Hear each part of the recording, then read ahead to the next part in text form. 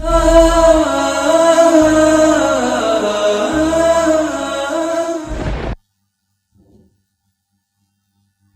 الحمد لله نحمده ونستعينه ونستغفره ونؤمن به ونتوكل عليه ونعوذ بالله من شرور أنفسنا ومن سيئات أعمالنا من يهده الله فلا مضل له ومن يضلل فلا هادي له وأشهد أن لا إله إلا الله وحده لا شريك له وأشهد أن محمدا عبده ورسوله أما بعد فإن خير الحديث كتاب الله وخير الهدي هدي محمد صلى الله عليه وسلم وشر الأمور محدثاتها وكل محدثة بدعة وكل بدعة ضلالة وفي رواية وكل ضلالة في النار.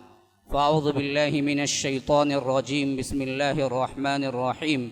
وقال إني ذاهب إلى ربي سيهدين رب هب لي من الصالحين فبشرناه بغلام حليم فلما بلغ معه السعي قال يا بني إني أرى في المنام أني أذبحك فانظر ماذا ترى قال يا أبت افعل ما تؤمر ستجدني إن شاء الله من الصابرين فلما أسلم وتله للجبين وناديناه أن يا إبراهيم قد صدقت الرؤيا إنا كذلك نجزي المحسنين إنه من عبادنا المؤمنين فبشرناه بإسحاق نبيا من الصالحين.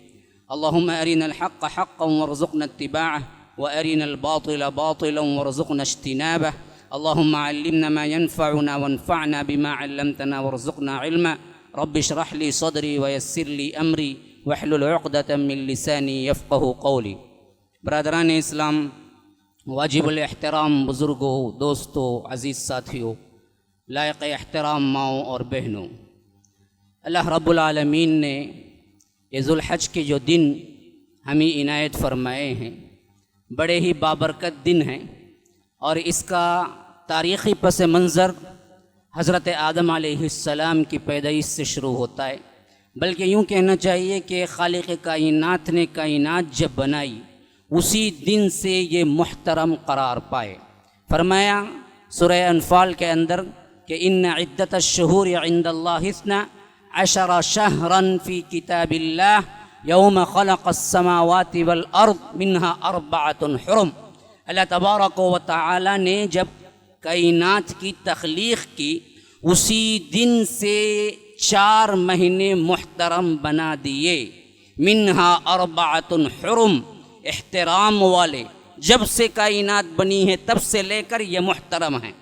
और इसमें अल्लाह के रसूल सल्लल्लाहु अलैहि वसल्लम ने बुखारी व मुस्लिम की रिवायत के मुताबिक तौजीह की कि वो कौन से हैं। फरमाया कि मुहर्रम, ज़ुल्क़ादा, ज़िलहज ये सब मिल के एक साथ आते हैं और इसके बाद रजब बीच में दरमियान में आता है। ये 4 महीने मुहतरम हैं। अल्लाह रब्बुल आलमीन ने कायनात की तख्लीक़ से पहले ही इसके लिए मुहतरम ठहरा दिया और ये हमेशा हर नबी के दौर में मुहतरम रहे। फिर इसके बाद अल्लाह के रसूल सल्लल्लाहु अलैहि वसल्लम की आमद से 2500 साल पहले एक अजीब व गरीब वाक़या रोनुमा हुआ जो कायनात में इससे पहले हुआ था न इसके बाद हुआ था। और ये एक अजीब वाक़या ये था कि अपने ही लख्त जिगर को एक बाप बावजूद बुढ़ापे में उसको पाने के गले पे छुरी रख देता है और सिर्फ उसकी वजह इसके अलावा कोई और नहीं थी कि रब्बुल आलमीन ने उसका हुक्म दिया था। ये अजीब पस मंज़र है इसका। मैं तो ये कहता हूँ कि ईद क़ुरबानी या ईदुल अज़हा, इसका अगर कोई दूसरा नाम दे तो ये एक रस्म नहीं है बल्कि ये एक यादगार है, ये एक जज्बे का नाम है, ये एक मोहब्बत का नाम है, ये एक लिल्लाहियत का नाम है, ये एक तक़वे का नाम है, ये एक ज़ुहद का नाम है, ये एक वरा का नाम है, ये एक तारीख़ के अंदर इनक़लाब पैदा कर देने का नाम है। इससे बड़ा इनक़लाब न कभी हुआ था न कभी होने वाला था कि मुहम्मदुर रसूलुल्लाह सल्लल्लाहु अलैहि वसल्लम जिनकी दुआ की बरकत से आए थे वो मुवहिद आज़म की ज़िंदगी का एक पहलू इस कुर्बानी की ईद से ऐसे जुड़ा हुआ है, अगर उसको हम निकाल देते तो कुर्बानी की कोई अहमियत नहीं रह जाती। अल्लाह के रसूल सल्लल्लाहु अलैहि वसल्लम ने फरमाया, कुर्बानी की इब्तिदा, ईद कुर्बान की इब्तिदा, ईद की दिन की इब्तिदा हम सबसे पहले नमाज से करेंगे। फिर इसके बाद फरमाया कि कुर्बानी करेंगे। फिर फरमाया कि अगर किसी ने नमाज से पहले कुर्बानी कर ली तो वो कुर्बानी नहीं, वो तुम्हारा अपना ज़बीहा है, खा सकते हो। तो मालूम हुआ कुर्बानी हर ज़बीहा नहीं होती। हाँ, अब एक बात पॉइंट नोट कर लीजिए, हर मस्जिद बैतुल्लाह है लेकिन हर मस्जिद का तवाफ नहीं होता, मानना पड़ेगा। तवाफ तो काबतुल्लाह के साथ खास है, बैतुल्लाह तो हर मस्जिद भी हो सकती है। हर मस्जिद को हम अल्लाह का घर भी कह सकते हैं, बैतुल्लाह भी अल्लाह का घर है, लेकिन तवाफ किसी मस्जिद का नहीं कर सकते। तवाफ तुम्हें करना हो तो बाकायदा सफ़र बांधना है, मेहनत करनी है, उम्रा या हज की नीयत से निकलना है, इहराम में आना है, अपने ज़वाबितात के अंदर आनी है, शराइत पूरी करनी है, फिर जाके अगर तुम पहुँचते हो तो तवाफ़ का वो सवाब मिलेगा जो अल्लाह ने तवाफ़ के लिए मुक़द्दर किया है। रहा कितनी ऊंची इमारत तुम क्यों न तामीर कर लो मस्जिद के नाम पर, लेकिन तवाफ़ मस्जिद नबवी कभी नहीं हो सकता। अभी यही मामला कुर्बानी का भी है। करोड़ों बकरे या करोड़ों गायें या करोड़ों ऊंट ज़िबह कर लें लेकिन कुर्बानी नहीं हो सकती है। वो तुम्हारा अपना ज़बीहा है, खाओ पियो, ज़बीहा हो सकता है। कुर्बानी ने कुर्बानी वही हो सकती है जो अय्याम तशरीक़ में आप करें, तो ये सिर्फ वक्त के साथ मुक़य्यद है। पूरे साल में आपको 3 दिन ये सवाब मिलने का मौका मिलता है कि तुम कुर्बानी करो, बकिया फिर किसी और साल के किसी और दिन में नहीं। हत्ता कि रमज़ानुल मुबारक में ताख़रात में क्यों ना कर लो, फिर भी कुर्बानी का सवाब नहीं। कुर्बानी का सवाब तो इन अय्याम में मुख्तस है, 10, 11, 12, दूसरे कौल के मुताबिक 13 की असर तक। अब ये 3 दिन वो हैं जो मालूम होता है अल्लाह के कुर्ब की तलाश करने वालों के लिए इससे ज्यादा बेहतरीन मौका कोई और नहीं है। वजह बनती क्या है? पीछे एक 4000 साल पहले का जज्बा, कोई और वजह नहीं। इतनी ज्यादा अहमियत, ये एहतराम, ये तकदीस, ये फजीलत मिली क्यों? जानवर तो हजारों काटे गए अल्लाह के नाम पर, नबियों ने भी काटा, सालिहीन सुलहा ने भी काटा, सहाबा ने भी काटा, खुलफाए राशिदीन ने भी काटा, हत्ता कि अल्लाह के रसूल ने भी ज़िबह किया। और ऐसा ज़िबह किया कि हमें तारीख में मिलता है, बुखारी और मुस्लिम की रिवायत में मौजूद है, हज्जतुल वदा के वक्त अल्लाह के रसूल ने पूरे अपने नाम से 100 ऊंट काटे। 100 ऊंट, कौन है इतना बड़ा पैसे वाला 100 ऊंट काट सकता हो? 100 ऊंट काटे और अपने ही हाथ से 63 ऊंट काटे, 60 पर 3 ऊंट। बकिया ऊंटों को लिए हजरत अली से कह दिया कि अली तुम ज़िबह कर देना। तो मालूम होता है कि अपनी उम्र के हर साल की हैसियत से एक ऊंट दिया। 60 पर 3 साल थे, 60 पर 3 ऊंट अपने हाथ से काटे और बकिया के लिए कह दिया कि अली तुम कुर्बान कर देना। लेकिन किए वो भी यही अय्याम तशरीक़ के दिन। तो मुअतबर होना, एहतराम वाला होना, तकदीस वाला होना पीछे एक बहुत बड़ी तारीख रखता है। वो एक तारीख के आज से 4000 साल पहले का एक बंदे की कुर्बानी का जज्बा, बस इसको निकालो फिर तुम्हारा ज़बीहा ही बाकी रहता है, कुर्बानी कोई बाकी नहीं रहती। वो जज्बा लाओ। कुर्बानी रस्म नहीं है, पैगाम है, पैगाम। कुर्बानी रस्म नहीं है, जज्बा है, जज्बा। कुर्बानी एक दिखावा नहीं है, मोहब्बत, ज़ुहद, वरा, तक़वा, लिल्लाहियत, इसका एक बहुत बड़ा मजमुआ है जिसको तुम अदा करते हो इस दिन। उस नबी की यादगार में जिन्होंने अपने दिल के अंदर जो जज्बा पैदा किया, रब्बुल आलमीन को इतना भाया, इतना बहाया कि वो कायनात के सरदार के लिए भी सुन्नत जारी कर दी। लेकिन रसूल सल्लल्लाहु अलैहि वसल्लम से पूछा गया, मा ही अल अज़ाही या रसूल अल्लाह, लेकिन रसूल सल्लल्लाहु अलैहि वसल्लम ये ज़बीहा क्या है, ये कुर्बानी क्या है, ये अज़हिया क्या है? फरमाया कि सुन्नत अबीकुम इब्राहीम, तुम्हारे बाप इब्राहीम की सुन्नत है। तो जज्बों की बड़ी कदर होती है मेरे भाइयों, मोहब्बतों की बड़ी कदर होती है रब्बुल आलमीन के पास, तक़वे की बड़ी कदर होती है रब्बुल आलमीन के पास। अल्लाह तबारक व तआला क्वांटिटी को नहीं देखता, क्वालिटी को देखता है। तादाद को नहीं देखता, नुमाइश को नहीं देखता, दिखावे को नहीं देखता, तुम्हारे इखलास को देखता, तुम्हारे क़ुलूब पर उसकी नजर है। इन्नल्लाह ला यंज़ुरु इला सुवरिकुम वला इला अलवानिकुम वला इला अजसादिकुम वलाकिन यंज़ुरु इला क़ुलूबिकुम व अअमालिकुम। अल्लाह तबारक व तआला तुम्हारे रंगों को, तुम्हारे लिबास को, तुम्हारे जिस्मों को, तुम्हारे क्या है काले गोरे होने को नहीं देखता, वो देखता है तो तुम्हारे अमाल और तुम्हारे दिलों को देखता है। अल्लाह तबारक व तआला इस कुर्बानी के सिलसिले में फरमाया कि लन यनालल्लाह लुहूमुहा वला दिमाउहा वलाकिन यनालुहु तक़वा मिनकुम, सूरह हज के अंदर। तुम्हारे कुर्बानी का न गोश्त मेरे पास पहुंचता है, न खून मेरे पास पहुंचता है, पहुंचता है तो मेरे पास तक़वा पहुंचता है।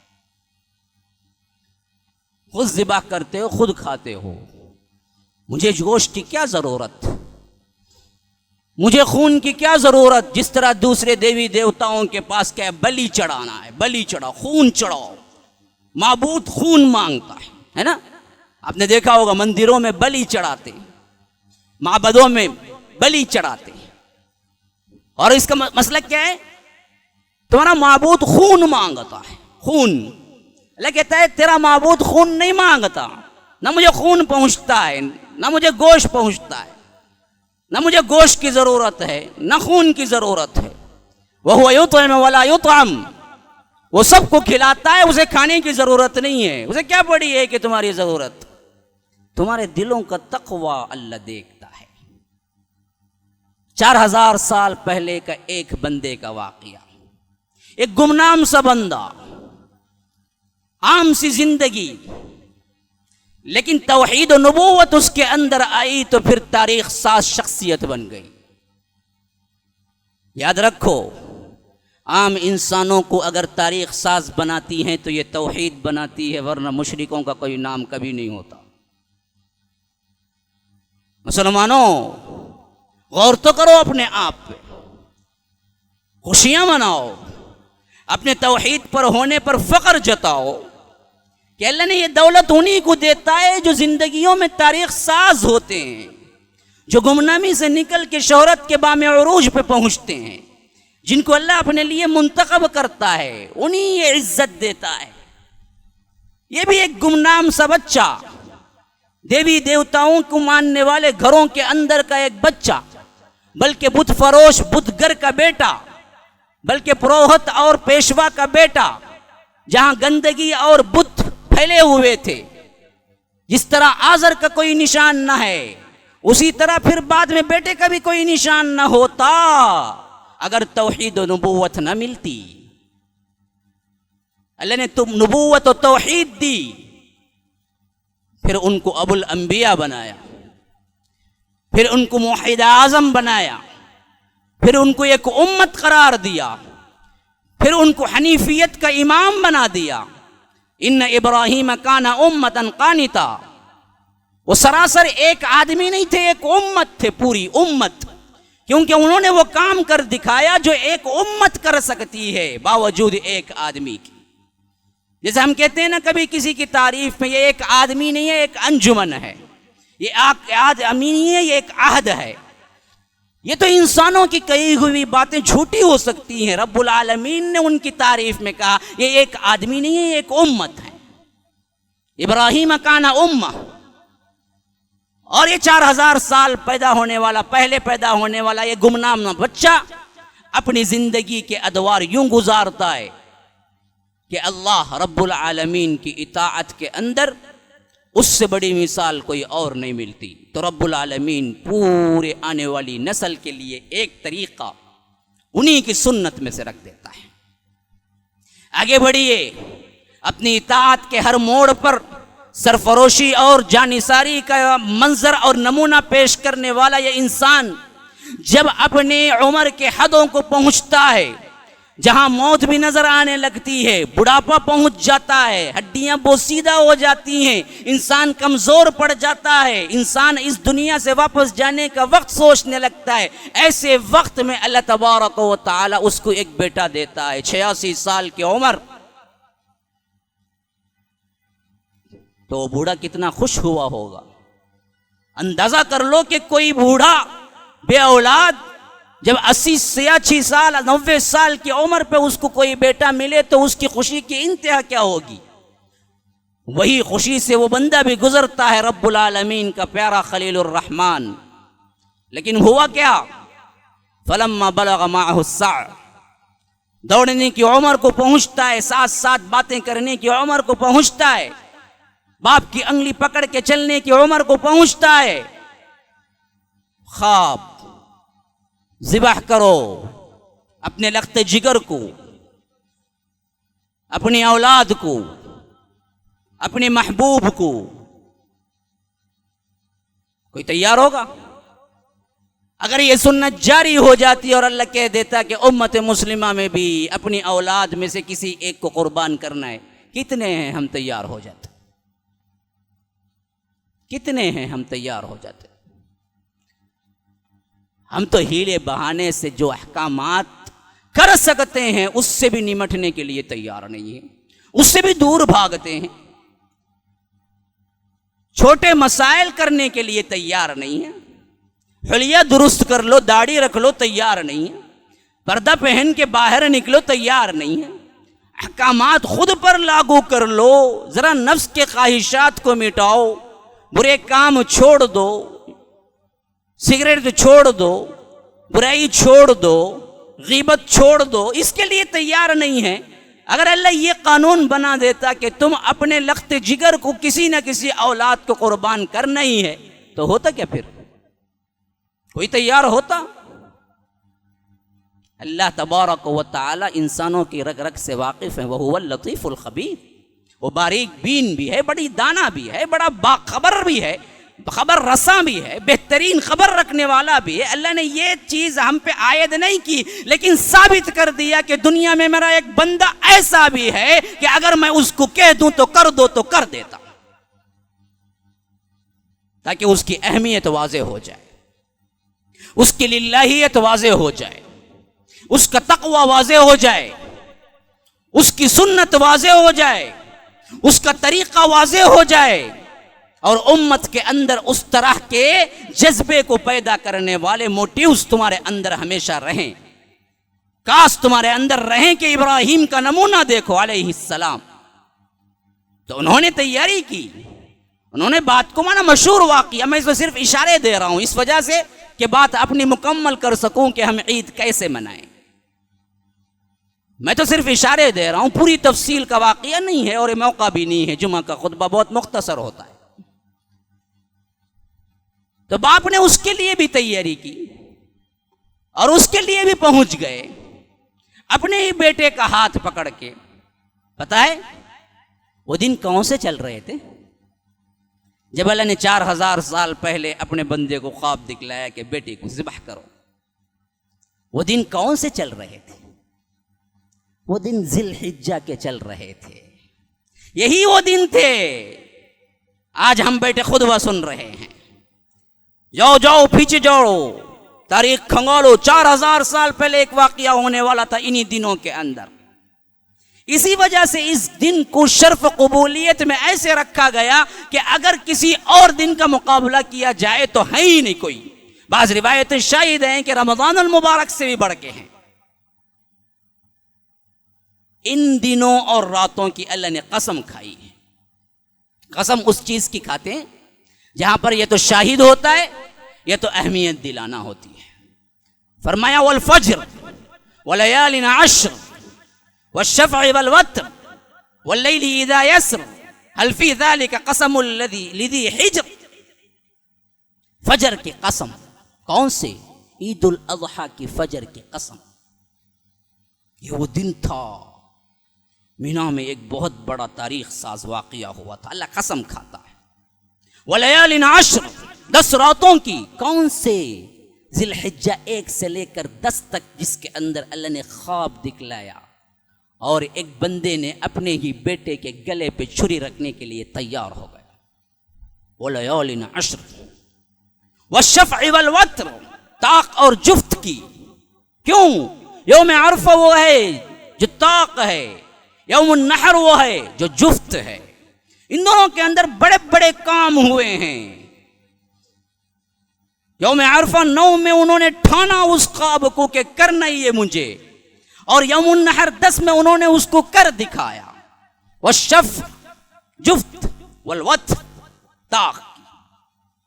इन कसमों को क्या अल्लाह तबारक व तआला कहता है? वल्लैलि इज़ा यसर, रात की जब वो धीरे धीरे जाने लगे। कौन सी रात? अरफे की रात, बड़ी बाबरकत रात, जहाँ पर अल्लाह तबारक व तआला मीना की रात, अरफे का दिन, ये सब मुज़दलिफ़ा की रात, ये तमाम वो दिन हैं, वो रातें हैं जिनको क्या है, कोई बड़ी इबादत का हुज्जाज को हुक्म नहीं हुआ है, लेकिन है बड़ी प्यारी। आपको मालूम है पूरी जिंदगी अल्लाह के रसूल ने तहज्जुद पढ़ा, कभी नहीं छोड़ा, लेकिन अरफे से लौटने के बाद मुज़दलिफ़ा की रात को सोते हुए गुजारा।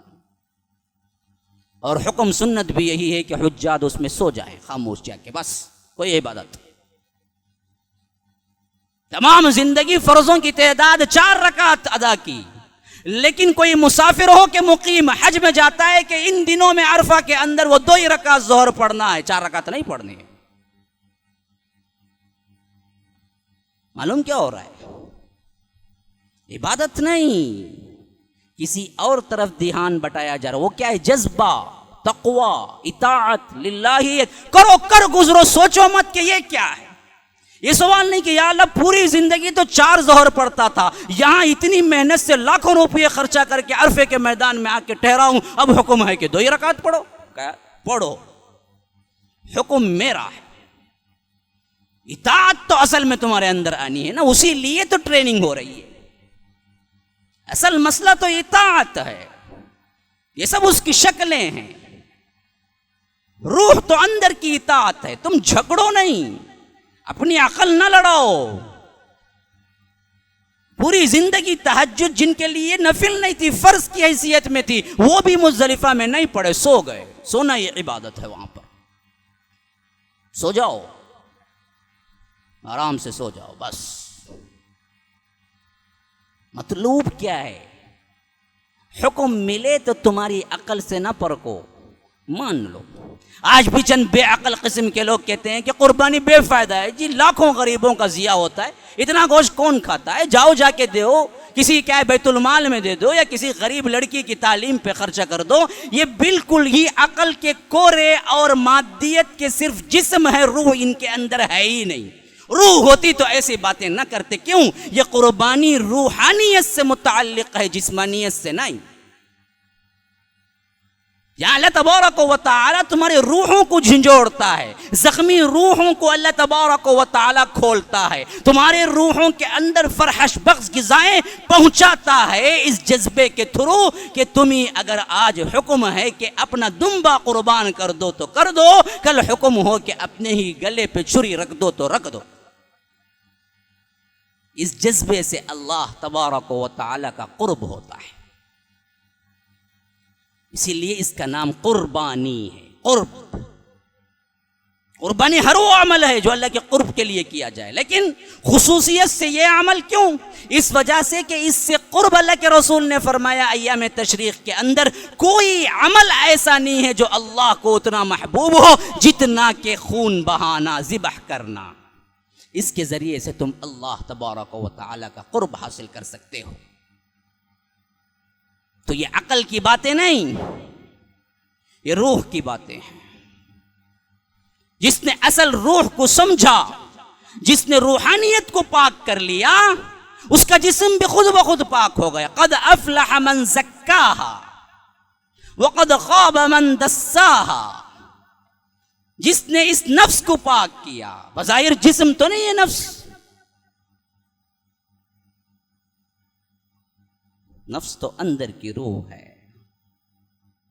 वनफ्सिन वमा सव्वाहा फअल्हमहा फुजूरहा व तक़वाहा।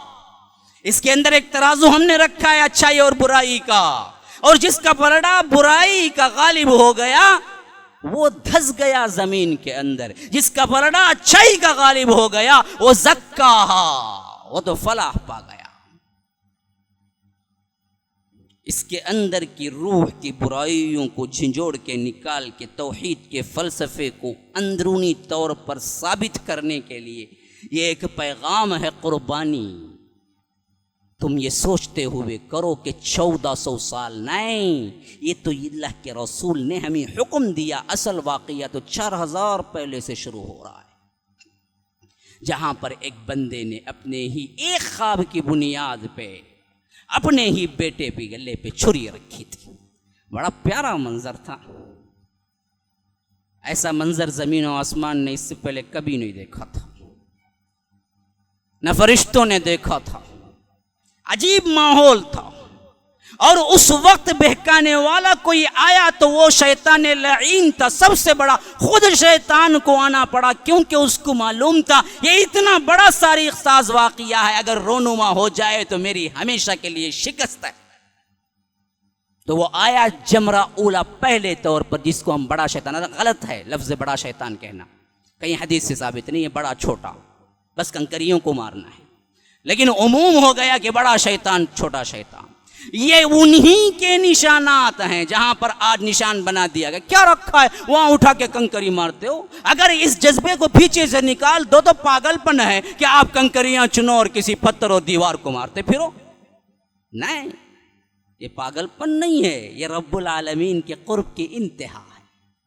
क्यों? पीछे एक जज्बा है, पीछे एक तारीख है, पीछे एक बंदे की कुर्बानी है।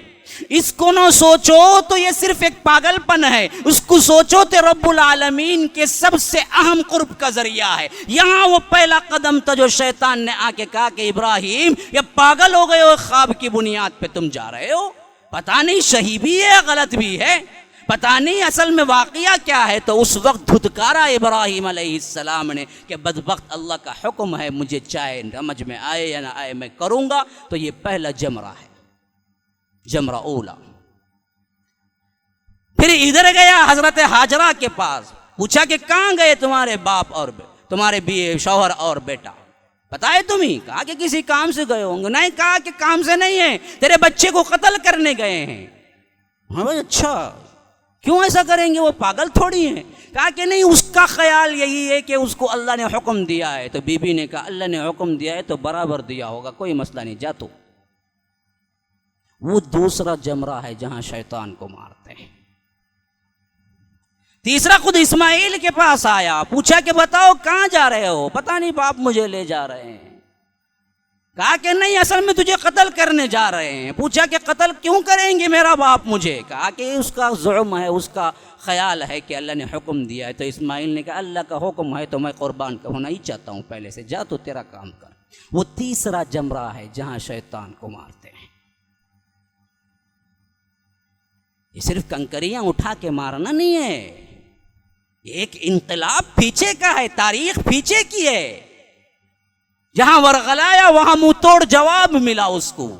अल्लाह का हुक्म है तो फिर हमें कोई बात नहीं है सोचने की, चलो हम सब कुर्बान होना ही चाहते हैं, पहले से ही तैयार है हम। और आखिरी वहां एंडिंग पॉइंट जहां पहुंचे ज़िबा होना मीना में, तो अल्लाह को ये याद इतनी पसंद आई, कह दिया कि हुज्जाज को भी तुम कुर्बानी करना है तो मीना में करना। मेरे महबूब ने भी अपने बेटे की कुर्बानी मीना में की थी। कुर्बान गाह तो मीना है हुज्जाज के लिए। हालांकि मीना में तो एक मैदान है, कुछ नहीं रखा है, वहां जाके सबकी कुर्बानी होना वजह क्या है? पीछे एक जज्बा है, जज्बा है। अपने बेटे को अपना बाप खुद लिटाया है, और जब लेटे हैं तो रिवायतों में आता है कि अपना सफेद जो रंग का कुर्ता पहने हुए थे, उन्होंने निकाल के कहा कि अब्बा जान पट्टी बांध लीजिए, कहीं आपकी आंखें और मेरी आंखें चार ना हो जाएं और मोहब्बत पिदरी गालिब ना आ जाए और आप काम में सुस्त पड़ जाए। अपना बाप, अपना ही बाप अपने बेटे को नंगा करते वक्त हालत क्या हुई होगी वो भी क्या है अपने दिमागों में लाना है। फिर अल्लाह कहता है फलम्मा अस्लमा वतल्लहु लिलजबीन, फिर उन्होंने उसको पेशानी के बल लिटा दिया। पेशानी के बल तो कैसे ज़िबा होगा? गर्दन पे छुरी रखेंगे या गले पे छुरी रखेंगे? गले पे छुरी रखना है, गर्दन पे तो नहीं है। पेशानी के बल लिटाया तो गर्दन सामने आ गई, लेकिन फिर भी उन्होंने गर्दन की तरफ लिटा दिया। क्यों? इस्माइल ने कहा कि अब्बा जान मेरी आंखें अगर आप पे पड़ जाए तो कहीं मोहब्बत गालिब न आ जाए, मुझे उल्टा लटा दीजिए। तल्लहु लिलजबीन, पेशानी के बल लिटा दिया। और यहां पर अल्लाह ने जो इस्तेमाल किया है लफ्ज, वो हमारे लिए एक लम्हा फिक्रिया है। हमको सोच लेना है कि ये लफ्ज़ हम भी इस्तेमाल करते हैं बग़ैर किसी डिग्री के, बग़ैर किसी काविश के, बग़ैर किसी कोशिश के। सही कर रहे हैं या गलत? फरमाया अस्लमा, वही लफ्ज़ जो मुसलमान है उसी सीगे से निकला है। अस्लमा युस्लिमु इस्लाम फहुवा मुस्लिम, हम मुस्लिम हैं, उसकी जमा मुस्लिमून, हम मुसलमान हैं। अस्लमा का मतलब यही है। फरमाया वो दोनों मुसलमान हो गए। अस्लमा अस्लमा हुमा अस्लमा फलम्मा अस्लमा वतल्लहु लिलजबीन, वो दोनों मुसलमान हो गए और चेहरे के बल इस्माइल को लिटा दिया। क्या मतलब? इससे पहले मुसलमान नहीं थे वो, नऊज़ु बिल्लाह, नबी थे, नबी इब्ने नबी थे। तो यहां मतलब अस्लमा कह के इशारा कहां है? ये है कि मुसलमानियत का मतलब ये है कि तुम अपने आप को हर हुक्म पे सरेंडर कर दो, मान लो, इताअत कर दो। ये है मुसलमान होना। मुसलमान का मतलब है कि अपनी ख्वाहिशात को निकाल के रब्बुल आलमीन के मर्जी के मुताबिक दे दे, वो मुसलमान है। इसीलिए कहा कि अस्लमा, वो दोनों अल्लाह की इताअत और ज़िबाह के लिए तैयार, और इब्राहिम ज़िबाह करने के लिए तैयार हो गए। तो फिर उन्होंने इस्माइल को क्या है, पेशानी के बल लिटा दिया। अब इस पे गौर करो कि हम मुसलमानों में कितने असल मुस्लिम हैं। अल्लाह कहता है ना करो, हम कहते हैं करेंगे। अल्लाह कहता है ये करो, हम कहते हैं कि हमारे हाथ से नहीं होता। फिर मुसलमानियत रहती कहाँ है? तुम अपने ख्वाहिशात में मगन हो। कोई कहता है कि नहीं भाई मेरे से नहीं होगा, खानदान से नहीं होगा, बीवी नहीं मानती, बच्चे नहीं मानते, तो फिर तो तुम मुसलमान तो किसी और के हो गए, मुताअत इताअत तो किसी और की, मुसलमानियत तो नहीं रही। मुस्लिम का मतलब है अपनी इताअत को अल्लाह के अंडर में दे देना पूरी जिंदगी के लिए। हम कितना दे रहे हैं? इस वाक़िये से सबक लीजिए। अल्लाह ने इतनी बड़ी आजमाइश तो हमसे ली नहीं, लेकिन छोटी छोटी दो बातें कही, उनमें हम कितने मुसलमान हैं, कितने परसेंट हैं। बुनियादी अरकान को उठा लो, नमाज रोज़ा हज ज़कात, कितने हैं जो बराबर प्रॉपर करने वाले। फिर बुनियादी अखलाक को उठा लो, सिल रहमी, रिश्तेदारों से सुलूक, माँ बाप की खिदमत, इसमें कितने जो अपने आप को कह सके कि हम क्या हैं, 50%, 100% हम इसको कर रहे हैं। कितने? तंज नहीं है। अपने खुद पे गौर करो, अपने अंदर की हैसियत को खंगालो। तुम कितने पानी में हो, तुम खुद ही शाहिद हो, बाहर का कोई कहने के लिए ज़रूरत नहीं। व इन्नहु अला ज़ालिका लशहीद। बाहर की तारीफ़ों के चक्कर में ना आना। बाहर वालों को पता नहीं, वो तो जुब्बा खुब्बा देख के मुझे भी पता नहीं क्या समझ लेते हैं, मैं कितने पानी में हूँ वो मुझे मालूम है।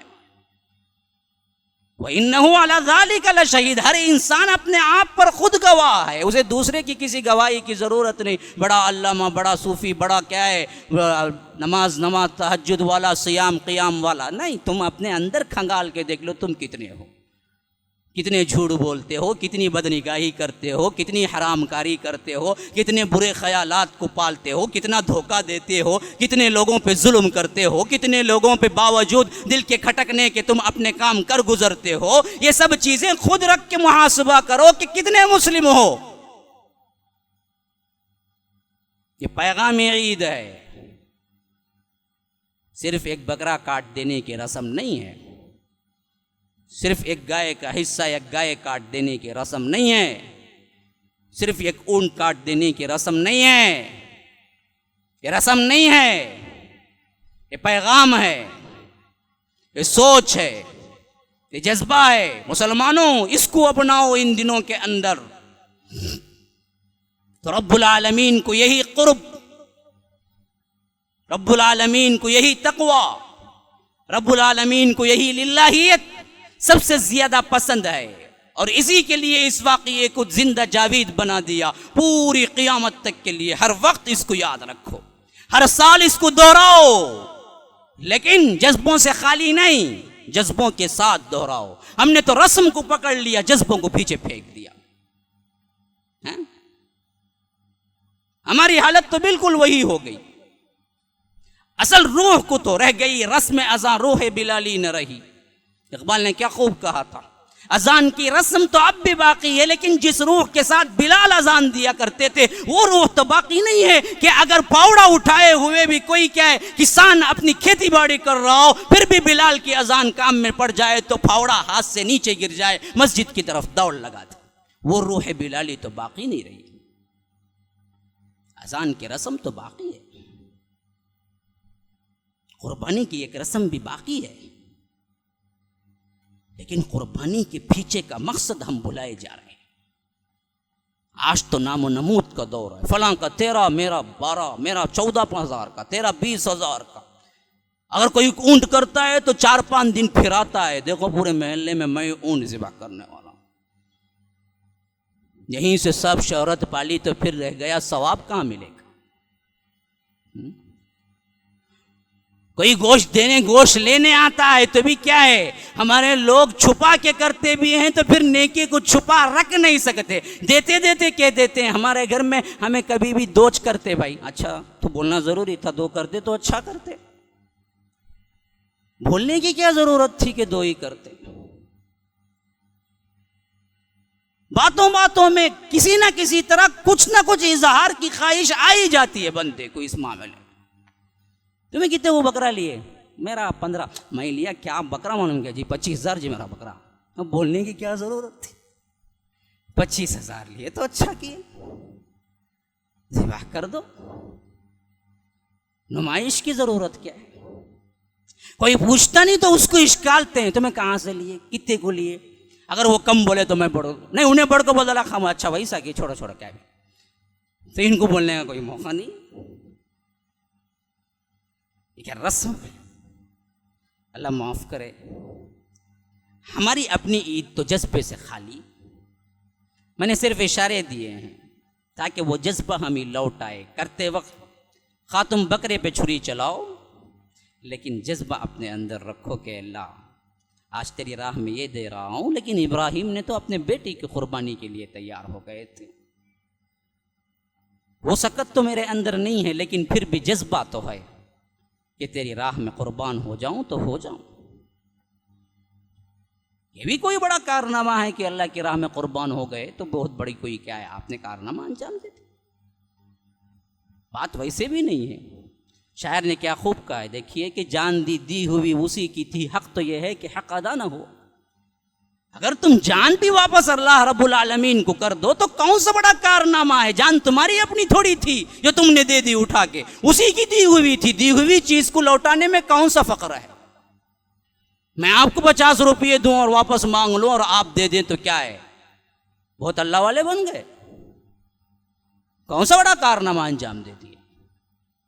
तो हम रब की राह में अपने आप को भी कुर्बान कर दे तो कोई बड़ा कारनामा तो नहीं है। जान दी हुई उसी की थी, हक तो यह है कि हक अदा ना हुआ। असल में हक कभी अदा हो ही नहीं सकता है। ये जज्बा था जो रब्बुल आलमीन ने पूरी कायनात को दिखलाना चाहा। आखिरी में एक बात कहता हूं, देखिए अल्लाह ने एक इम्तिहान लिया था अपने खलील से, और हमें और आपको नतीजे का इंतजार था, लेकिन रब्बुल आलमीन को तो नहीं था ना। वो तो अल्लामुल गुयूब है, अल्लामुल गुयूब है, आलिमुल गैबि व शहादा है, व इंदहु मफातिहुल गैबि ला यअलमुहा इल्ला हु है।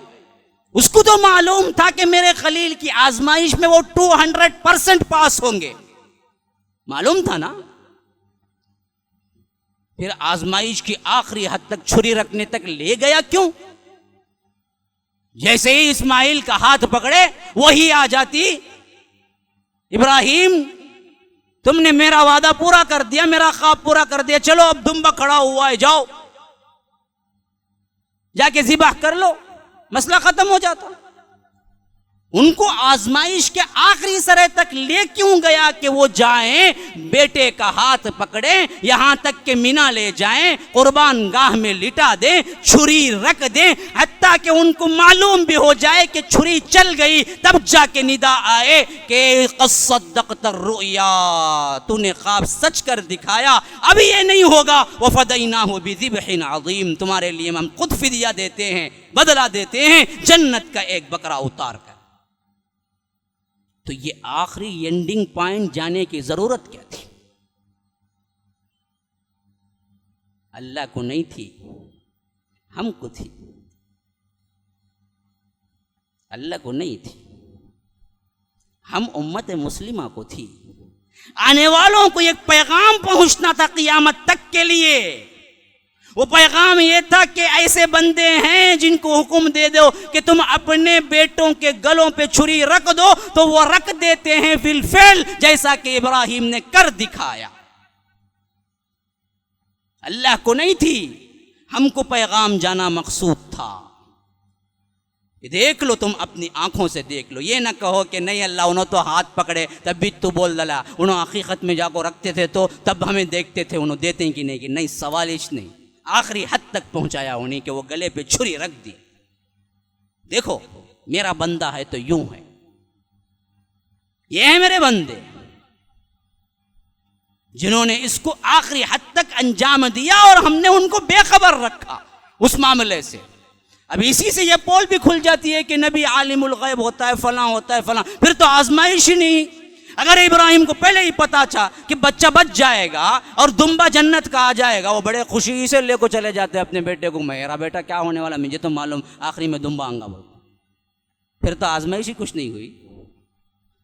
तो इब्राहिम को गैब नहीं मालूम था, इब्राहिम खलीलुल्लाह अलैहिस्सलाम को गैब नहीं मालूम था, तो फिर अब्दुल कादिर जिलानी किस हिसाब में आते हैं?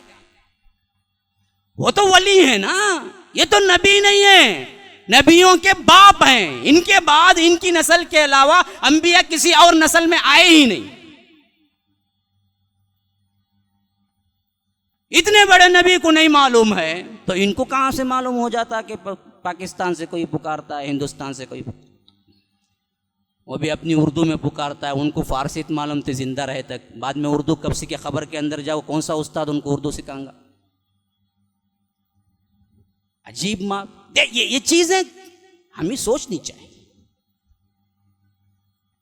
तो ये है असल जज्बा कि उन्होंने रख दिए और ये पैगाम दे दिया कि अल्लाह के बंदे यूं होते हैं, और हमें यादगार के तौर पर कह दिया गया कि हर साल इस तारीख साज वाक़िये को दोहराओ, रस्मन नहीं हकीकतन दोहराओ, तुम्हारे जिस्म पर बीत रही है गोया कि ये कैफियत, इस हैसियत से दोहराओ। ऐसे इताअत गुजार बन जाओ तो बरकतों का नुज़ूल यूं ही होगा जिस तरह तुम्हें क्या है ज़ुल्हज की 1 से लेकर 10 तक के अंदर नुज़ूल होता है। इनकी बरकतों की खुशियों में अल्लाह के रसूल ने कह दिया कि रोज़ा तक हराम है, अय्याम तशरीक़िन अय्याम अक्लिन व शुर्बिन। अल्लाह के रसूल ने फरमाया कि अय्याम तशरीक़ वो हैं जिसमें खाने पीने के दिन है, रोज़ा हराम है। 5 दिन रोज़ा हराम है, 4 ये इसके हैं, एक ईद उल अज़हा ईद उल फित्र का एक दिन है। 5 दिन रोज़ा हराम है, खाने पीने के दिन, बरकतों के दिन है। खिलाओ पिलाओ, खाओ दूसरों को दो, फकुलू मिन्हा, अपने ज़बीहा में से खाओ, मिन्हा हा की ज़मीर ज़बीहा की तरफ जा रही है। इसीलिए अल्लाह के रसूल का मामूल यही था कि ईद उल फितर निकलते ताक अदद में खजूर खा के निकलते, 3, 5, 7, 11, 1 इस तरह।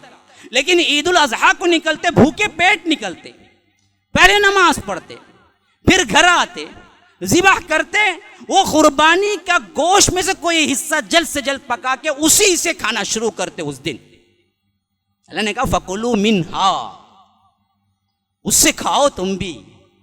वह अतइमुल बाइसल फकीर वह अतइमुल कानिअ वल मुअतर, फकीर को भी दो, मांगने वाले को भी दो, न मांगने वाले को भी दो। क्या मतलब? फकीरों का एक हिस्सा रखो, जो रिश्तेदार नहीं मांगते हैं ना उनका भी एक हिस्सा रखो, खुद एक हिस्सा तुम भी खाओ। बड़े बड़े फ्रीज लेके अंदर क्या फ्रीज करते न चले जाओ। 10 बकरे के बकरे क्या हैं, 1 साल तक रख के पूरी अगली कुर्बानी तक खाते ही रहेंगे, खाते रहेंगे। लेकिन इसका मतलब ये नहीं कि फ्रीज करना नहीं है, नहीं। सिर्फ 1 साल अल्लाह के रसूल ने कहा था कि मुसलमानों 3 दिन से ज्यादा कुर्बानी का गोश्त रखना नहीं है अपने घरों में, सब का सब इंफाक कर दो। साहबा ने इंफाक कर दिया। जब अगले साल ईद आई तो अल्लाह के रसूल से साहबा ने पूछा, अल्लाह के रसूल क्या गुज़िश्ता साल की तरह इस साल भी यही हुक्म है कि 3 दिन से ज्यादा हम नहीं रख सकते हैं? तो अल्लाह के रसूल ने कहा कि नहीं मेरे साहबा, बात यह थी कि गुज़िश्ता साल एक गरीब कौम, एक बस्ती आके आबाद हुई थी मदीने के अतराफ में। मैंने सोचा कि वो भूखी न रह जाए, इस वजह से हुक्म दिया था कि 3 दिन से ज्यादा न रखो ताकि उन लोगों को गोश्त पहुंचे। अब वो बस्ती तो चली गई, लोग आते बसते चले जाते थे उस जमाने में, तो अब तो वो बस्ती नहीं रही। अब पूरी जिंदगी तुम फ्रीज करना चाहो, पूरी जिंदगी जमा करना चाहो, रखो, कोई मुज़ायका नहीं है तुम पर। वो हुक्म सिर्फ उस साल के लिए मैंने दिया था। लेकिन इससे ये बात वाज़े हो गई कि गरीबों का एक बहुत बड़ा हिस्सा इसके अंदर है कि इनको ढूंढ के पहुंचाओ, और इनमें खासकर मांगने वालों से ज्यादा सफेद पोशों का ख्याल रखो जो नहीं मांगते। इन्हीं ढूंढो, अपने गरीबों में, अपने रिश्तेदार गरीबों में बात जाए, उन तक पहुंचे, पूरी इज्जत और एहतराम के साथ उन्हीं क्या है खाने पीने का बंदोबस्त करो उस दिन, ताकि वो खाएं पिए और अल्लाह तबारक व तआला की खुशी आपको हासिल हो। तो ये चंद चीजें थी जो मुझे क्या है, ईद को हम कैसे गुजारें, किस जज्बे से गुजारें। असल मेरा उन्वान कैसे का मतलब रूटीन की जिंदगी या फलां टाइम में ज़ुबा करना, 11 बजे नाश्ता खाना, 12 बजे सो जाना, 2 बजे जोहर पढ़ लेना, ये बोलने के लिए नहीं था। मेरा असल मकसद ये था कि किस हैसियत, किस जज्बे के तहत ईद गुजारें, इन अय्याम में किस जज्बे के तहत रहें, हुज्जाज हों या गैर हुज्जाज हों। ये अल्लाह के इताअत के दिन हैं, और सबसे बड़ी इताअत इब्राहीम अलैहिस्सलाम ने इस ज़माने में की थी। इसकी याद में तकबीर, तमहीद, तहलील ये कसरत से पढ़ा करो। ला इलाहा इल्लल्लाह, अल्हम्दुलिल्लाह, अल्लाहु अकबर, ला इलाहा इल्लल्लाह, ला इलाहा इल्लल्लाह, ला इलाहा। ये चीज़ें हज़रत अबू हुरैरा इब्न मसूद रज़ियल्लाहु अन्हु के बारे में आते हैं कि उन अनहुमा के बारे में आते हैं कि वो बाज़ारों में बाकायदा निकलते थे इसके लिए, और तकबीर कह के एक चक्कर लगा के आते थे। आज तो वो सुन्नत नहीं, उसके बजाय क्या है, मस्जिदों में चीखो पुकार करते। मस्जिद में भी हर नमाज के बाद अय्याम तशरीक़, फजर से लेकर एक दिन पहले से यौम अरफा से लेकर आखिरी 13 या 15 या आखिरी 13 या 12 के असर तक तकबीर कहना, लेकिन इज्तिमाई तौर पर मनक़ूल नहीं है। इनफरादी हर एक नमाजी कहना ज़रूरी है, कम अज़ कम एक बार तो अल्लाहु अकबर, अल्लाहु अकबर, ला इलाहा इल्लल्लाह, अल्लाहु अकबर, अल्लाहु अकबर वलिल्लाहिल हम्द। खा वो नमाज जमात से पढ़े या इनफरादी पढ़े कभी किसी हालत में, लेकिन कहना उसके लिए ज़रूरी है अरफे के फजर से लेकर अय्याम तशरीक़ के आखिरी असर तक। ये तो मखसूस सुन्नत रही, लेकिन आम सुन्नत इन दिनों में भी पढ़ते रहा करें। और इसके बाद चंद अहम अहकामात की हैसियत से ये बात याद रखें, कुर्बानी देने वाला एकम ज़िलहिज्जा से आखिरी तक नाखून बाल न काटे। ये चीज़ बहुत मशहूर है आजकल, तो माशाअल्लाह व्हाट्सएप के ज़रिए भी बहुत आ रही है। लेकिन इसमें एक मसला ये है, भूल के अगर कुछ हो जाए तो कोई कफ़ारा है या कुर्बानी पे कोई असर पड़ेगा तो नहीं पड़ेगा। भूल को अल्लाह ने माफ़ कर दिया है। और इसको हमें दुआ से खुद सिखला दी है, रब्बना ला तो आखिजना इन नसीना औ अख्ताना, अल्लाह हमको मुआखजा ना कर, ना पकड़ हमें उन चीज़ों पर जिनमें हम भूल जाते हैं या खता कर जाते हैं। भूल चूक अल्लाह ने खुद माफ़ कर दिए, खुद दुआ सिखा दिए, तुम पढ़ लो। तो भूल के अगर कर लिया तो इस मामले में ना कुर्बानी पे कोई असर है ना कोई कफ़ारा है, लेकिन आमदन सुन्नत की इताअत, हुर्मत रखनी चाहिए, बेहुरमती ना करना चाहिए, इन चीज़ों का ख्याल रखना। और दूसरी चीज़ जो इन दिनों के अंदर है वो यौम अरफा का रोज़ा है। अल्लाह के रसूल ने फरमाया कि मुझे उम्मीद है कि अल्लाह इस एक रोज़े के ज़रिए पिछले साल के और अगले साल के गुनाह माफ़ कर दे। अरफे का रोज़ा 9 ज़िलहिज्जा अरफा है। अरफा कब है? 9 ज़िलहिज्जा अरफा है। बस हमें तारीख से ही रोज़ा रखना है। हुज्जाज अरफात के मैदान में कब जाते हैं उस दिन का रोज़ा नहीं है, ना अल्फाज वैसे हैं। 9 ज़िलहिज्जा अरफा है, 9 ज़िलहज को आप रोज़ा रखेंगे आपके एतबार से, इसमें कोई मुगालता नहीं है, कोई परेशानी नहीं है। परेशानी उनके लिए जो हमेशा अपनी अकल दौड़ाते हैं। शरीयत में हमें हुक्म है कि अरफात में हुज्जाज कब जमा होंगे, तो हम क्या कहेंगे 9 ज़िलहिज्जा को जमा होंगे। तो अरफात कब किसी को भी 9 ज़िलहिज्जा को, 9 ज़िलहिज्जा कब आएगा तब हम 9 का रोज़ा रखेंगे। अभी इसमें कोई परेशानी नहीं है कि अरफात में तो वहाँ 8 को होते हैं, हम यहाँ 9 को क्या करते हैं, वो तो ईद मनाते हैं। सब हमको अकल से लेना देना नहीं है। तुम्हारी अकलें तुम्हारी तरफ, तुम अपने पास रखो। वमा ऊतीतुम मिनल इल्मि इल्ला क़लीला, तुम्हें तो कुछ भी इल्म ही नहीं दिया गया है अल्लाह के इल्म के मुकाबले। अपनी तरफ अपनी बात को रखो। हमें मालूम है 9 ज़िलहिज्जा अरफा है, 9 ज़िलहिज्जा को हम रोज़ा रखेंगे। खामखा तुम्हारे जहन को डाल के करा के 10 लोगों को उसमें भी शामिल करके ना तुम रखो ना वो रखो। बाज़ लोग बोलते हैं हमें 8 को रखेंगे, फिर 9 को भी रखेंगे, फिर 10 को भी ईद मनाएंगे। बाज़ नहीं 8 को रखेंगे, 9 को क्या भी नहीं करेंगे, 10 को जाओ ईद मनाएंगे। कैसा करेंगे तुम्हें ऐसा भी? ऐसा करे तो भी हराम रोज़ा एक शामिल हो जाता तुम ना, या ईद के दिन ईद नहीं मनाते तुम्हें पहले कौन इस चीज़ का मुकल्लफ बनाया है कि दाल के बाल की खाल निकालो, मुर्दे में से क्या है अंदर से निकाल को, खबर खोट को देखो कई को मरा बोल को। तुम्हें पुलिस जासूस कौन तुम्हें कई को करते हैं तुम्हें वो सब काम? जो हुक्म है वो कर को जाओ। हमारे लोग ये नहीं सोचते, जो चीज़ उन पर मुकल्लफ है वो कर ले को जाएंगे, नहीं जो नहीं है उसमें जाओ खिकरते, इसके अंदर क्या रंगा उसके अंदर क्या रंग। तुम ना कहीं को फिक्र। 9 ज़िलहिज्जा अरफा है, अरफे के दिन रोज़ा रखो। मीडिया आज है, खबरें आज हैं। अगर मीडिया और खबरें ना होती तुम्हें मालूम होता कि अरफे के दिन आज हुज्जाज वहाँ पर हैं, हमें यहाँ रोज़ा नहीं है, मालूम होता तुम ना। तो इस्लाम मीडिया का मोहताज है, टीवी का मोहताज है कि तुम टीवी में देखो अरफे में कब जाती हैं हुज्जाज, उस दिन जाको तुम्हें रोज़ा रखो। नहीं, डेट देख को रखो। कौन सा मुकल्लफ किया अल्लाह ने?